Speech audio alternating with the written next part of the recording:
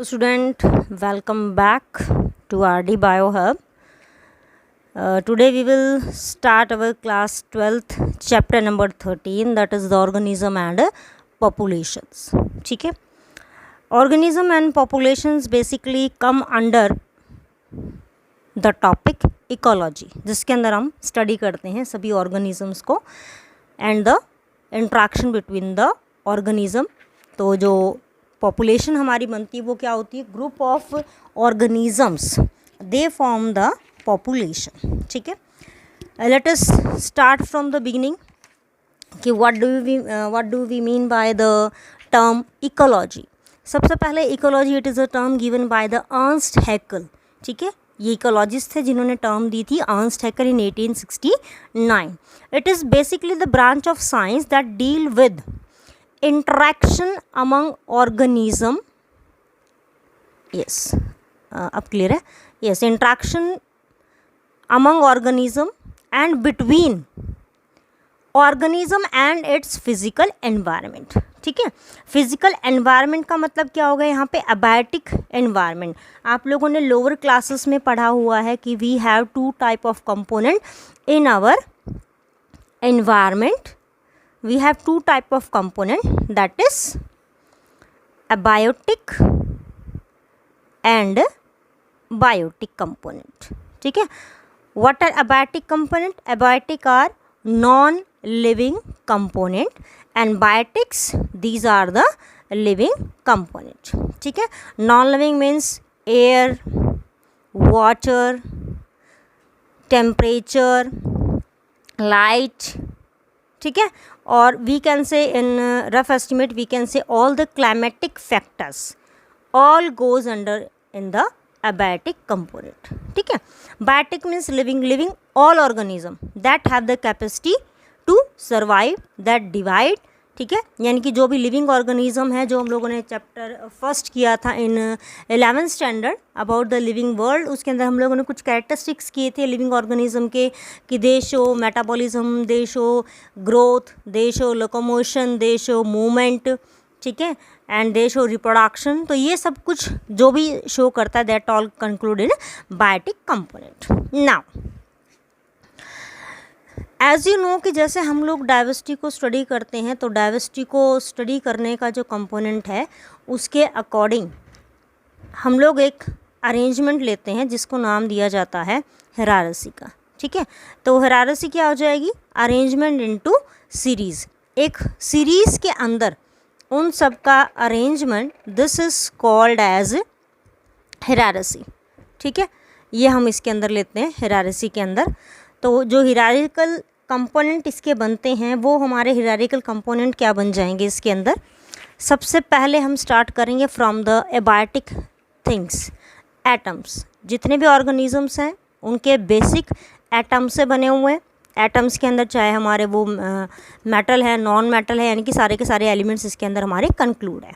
Atoms combine करके क्या बनाएंगे? मॉलिक्यूल्स. मॉलिक्यूल्स क्या हो जाएंगे? These are also non living.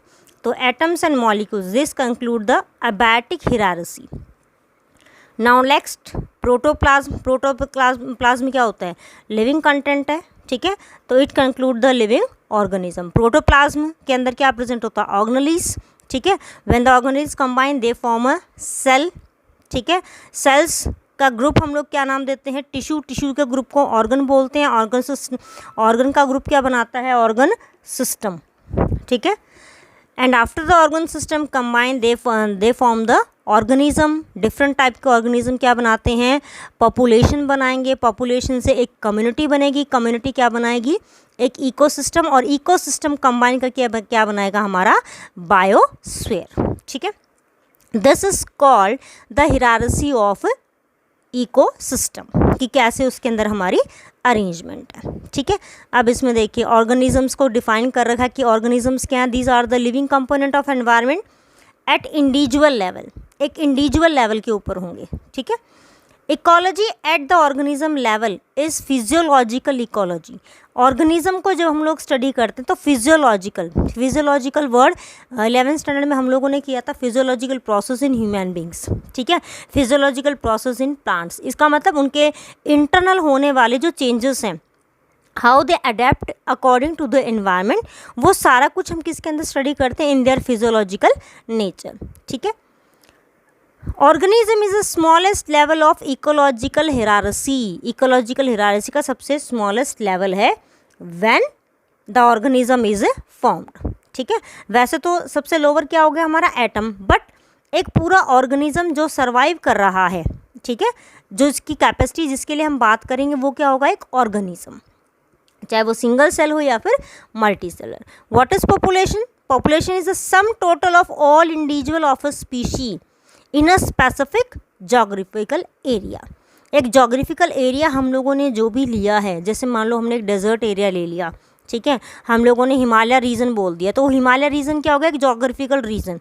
उस जोग्राफिकल रीजन के अंदर जितनी भी स्पीशीज़ आएंगी they form a particular population. अब स्पीशीज़ क्या हैं? Species are the group of individual one और मोर पॉपुलेशन, ठीक है, जो आपस में इंटरब्रीड कर सकें। ठीक है। स्पीशी क्या है हमारा, टेक्सोनॉमिक हिरारसी का सबसे बेसिक कॉन्सेप्ट आएगा। Next is biotic community. Biotic के अंदर लिविंग ऑर्गेनिज्म, लिविंग के अंदर तीन अलग अलग आ जाएंगे हमारे, plant, animal and microbial. Plant community किसको शो करता है, डिफरेंट टाइप ऑफ प्लांट को। एनिमल कम्युनिटी किसको शो करता है, डिफरेंट टाइप ऑफ एनिमल्स को। माइक्रोबियल कम्युनिटी किसको शो करता है, डिफरेंट टाइप ऑफ माइक्रोब्स। ठीक है। माइक्रोब्स क्या हो जाएंगे हमारे, यूनिसेलुलर स्ट्रक्चर जो क्या होंगे, totally microscopic, that can't be naked, that can't be seen by our eyes. उसके बाद आता है कि बायोम क्या होता है। बायोम क्या होता है, लार्ज यूनिट ऑफ एनवायरनमेंट है जिसके अंदर अलग अलग वेजिटेशन को हम कंक्लूड करते हैं, यानी कि एक क्लाइमेटिक जोन के अकॉर्डिंग हमने क्लाइमेट डिफाइन कर दिया कि डेजर्ट क्लाइमेट है, यहाँ पे 25 सेंटीमीटर से जो है लो प्रेसिपिटेशन है, लो रेनफॉल है, तो ये एरिया डेजर्ट में आ गया। ठीक है। तो वो जो एरिया हमने डिफाइन कर रखा है according to the climatic condition, हम उसको किसका नाम देते हैं, बायोम का। नेक्स्ट आता है biosphere. What do you mean by biosphere? Collectively जितने भी बायोम्स हैं, ठीक है, हमारे बायोम हैं वो एक इकोसिस्टम बनाते हैं, वो इकोसिस्टम कलेक्टिवली किसको बनाते हैं, बायोस्फीयर को। ठीक है। देन व्हाट इज निशे, ये हमने पहले भी किया था। निशे क्या होता है, इकोलॉजिकल निशे की अगर बात करें, it is that particular area according to which an organism can survive, an organism can tolerate all the environmental factor। जो भी वहाँ पे है, एक ऑर्गेनिज्म जहाँ पे रहता है, उसका पर्टिकुलर जो हैबिटेट है, उस हैबिटेट के अंदर जो उसकी लोकेशन है, जहाँ पे वो क्या कर रहा है कि अपने एनवायरनमेंट के अकॉर्डिंग जो रिसोर्सेज हैं वहाँ पे अवेलेबल, उनको यूटिलाइज़ करता है। ठीक है। और अपना एक फंक्शनल प्ले करता है, फंक्शनल रोल है इन्वायरमेंट के अंदर, अपने आप को शो कर रहा है कि भी मैं भी हूँ यहाँ पे। ठीक है। That is called as a niche. Each species occupy distinct niche and no two species occupy the same niche. हर एक ऑर्गेनिज्म का जो स्पीशीज़ है उनका अलग अलग है, यानी कि हम लोग बात करें जैसे हम सब के हाउसेस अलग अलग हैं। ठीक है। एक पर्टिकुलर जिसका हाउस हो उसके अंदर दूसरी फैमिली आके नहीं रह सकती जब तक कि वो फैमिली अलाउ ना करे। ठीक ऐसे ही निशे क्या हो जाएगा, एक पर्टिकुलर ऑर्गेनिज्म का अपना हाउस हो जाएगा। अगला है भाई environment. What is environment? Environment क्या होता है, टोटल सम टोटल है किसका, बायोटिक एंड बायोटिक, यानी कि फिजिकल को हम लोग किसके अंदर बोल सकते हैं, अबायोटिक कंपोनेंट। अबायोटिक और बायोटिक कंडीशंस जो हैं वो दोनों कंबाइन करके क्या बनाएंगे, हमारा एनवायरनमेंट बनाएंगे। ठीक है। ऑर्गेनिज्म किस टर्म में रेफर करेंगे हम, कि वो सर्वाइव करते हैं, वो रिप्रोडक्शन शो करते हैं, हम उसको बोलेंगे इसके अंदर। इसके डिफरेंट सीजन्स किस वजह से शो करता है, हमारा एनवायरनमेंट है, हमारे एनवायरनमेंट में डिफरेंट सीजन शो होते हैं, सीजनल वेरिएशन है। सीजनल वेरिएशन के दो रीज़न हैं, rotation of earth around the sun. आप सबको पता है कि भी हमारी जो अर्थ है वो सन के अराउंड रिवॉल्व करती रहती है। ठीक है। And it also revolve around it own axis, 24 hour पे वो टर्न करती है। तो टिल्टिंग एक्सिस जो है, यानी कि थोड़ी सी झुकी हुई है। आप लोगों ने ज्योग्राफी के अंदर लोअर क्लासेस में पढ़ा होगा कि हमारा जो अर्थ है that is little bit tilt, थोड़ी सी तिरछी है, झुकी हुई है। ठीक है, according to its axis. Now next is the major biomes. ठीक है, हमारी अर्थ को हमने मेजर बायोम्स में डिफाइन कर रखा है, बांट रखा है इसको। Desert area, grassland, rain forest, tundra, ठीक है, ये इसके अलग अलग हमारे एरियाज़ हो गए।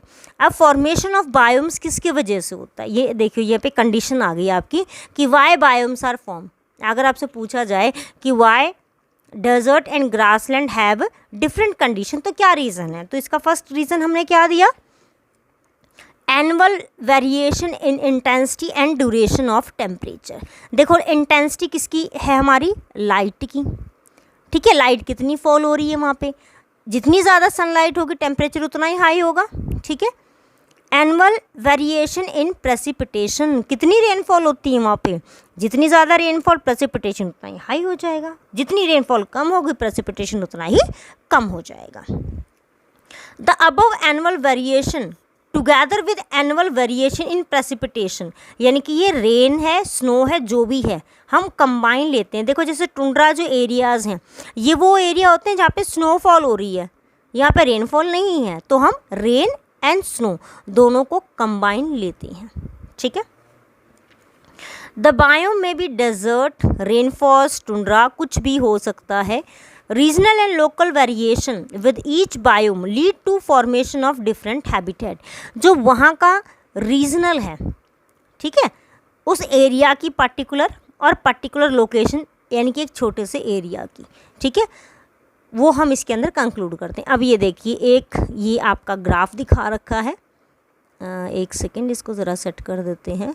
हाँ ये देखिए, ये ओवरऑल बायोम का डिस्ट्रीब्यूशन है। ये तो हो गया हमारा एनुअल टेम्परेचर कितना जा रहा है, ये हो गया प्रेसिपिटेशन कितनी, यानी कि वो एनुअल हम लोग रेनफॉल देखते हैं यहाँ पे। ये देखिए टेम्परेचर तो हाई है but rainfall is less than 50, तो मैंने इसको पर्टिकुलर मेंशन कर रखा। डेजर्ट में कितनी होती है 25 सेंटीमीटर।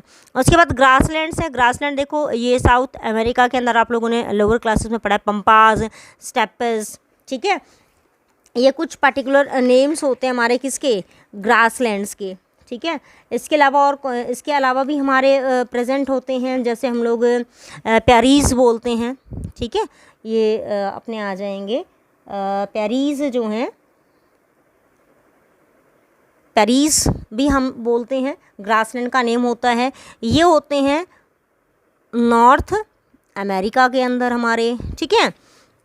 उसके बाद है ट्रॉपिकल फॉरेस्ट। ट्रॉपिकल फॉरेस्ट में देखिए आप लोग टेम्परेचर भी एक मिनिमम लेवल पे है, रेनफॉल भी मैक्सिमम है। इसका मतलब कि ये क्या शो कर रहे हैं, मैक्सिमम वेजिटेशन को शो करेंगे, ठीक है, मैक्सिमम वेजिटेशन को शो करेंगे तो क्या हो जाएगा, it is the tropical forest that is also a hot spot for the biodiversity. Temperate forest जो बीच के हैं, यानी कि रेनफॉल भी नॉर्मल है, ठीक है, जिनको हम लोग नॉर्मली जो डेसिडुअस फॉरेस्ट का नाम जिसको हम लोग देते हैं, टेम्परेट फॉरेस्ट या टेम्परेट डेसिडुअस फॉरेस्ट, ठीक है भाई। अगर इनकी फॉरेस्ट वगैरह की ज़्यादा डिटेल आपको देखनी है तो you have to go back to your 7th standard की ज्योग्राफी की बुक उठानी पड़ेगी आप लोगों को, उनके अंदर सारे फॉरेस्ट की कंप्लीट डिटेल आपको जो है मिल जाएगी। Next is conifers. Conifers near to the equator होते हैं, ठीक है। उसके बाद रहेगी हमारा आर्कटिक और अल्पाइन टुंड्रा एरियाज, जहाँ पर रेनफॉल नहीं है, स्नोफॉल होती है, ठीक है। Next is component of ecosystem. Component of ecosystem के दो आएंगे हमारे, abiotic component and biotic component. अब अबायोटिक जो कंपोनेंट हैं हम उनको डिफ्रेंशिएट कर सकते हैं 3 अलग अलग कैटेगरीज में। कौन कौन सी कैटेगरी हैं, क्लाइमेटिक जो क्लाइमेट को डिसाइड करेंगी, टेम्परेचर, लाइट, एयर, ह्यूमिडिटी, ठीक है, टेम्परेचर, लाइट, एयर और ह्यूमिडिटी, ये क्लाइमेट को डिफाइन करते हैं किस एरिया का क्लाइमेट कैसा होगा।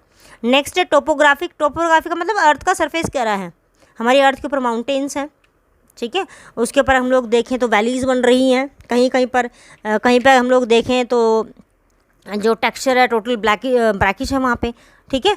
तो ये हम लोग इसके हैं, कहीं कहीं पे हिल्स बनते हैं, not mountains but hilly area, जैसे अरावली हिल्स वगैरह हमारे बन के। सॉइल के फैक्टर को हम कंक्लूड करते हैं एडापिक फैक्टर के अंदर। सॉइल किस में कंक्लूड होगा हमारा? एडापिक फैक्टर के अंदर।